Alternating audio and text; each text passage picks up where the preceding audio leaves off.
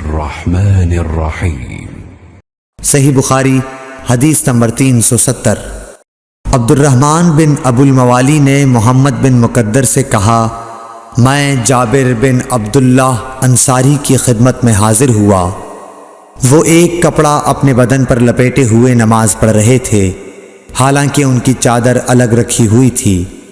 جب آپ نماز سے فارغ ہوئے تو ہم نے کہا، اے ابو عبداللہ، آپ کی چادر رکھی ہوئی ہے اور آپ اسے اوڑھے بغیر نماز پڑھ رہے ہیں۔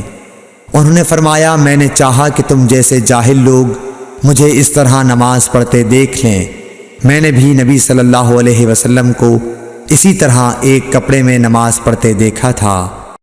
اللهم صل على محمد وعلى آل محمد كما صليت على إبراهيم وعلى آل إبراهيم إنك حميد مجيد اللهم بارك على محمد وعلى آل محمد كما باركت على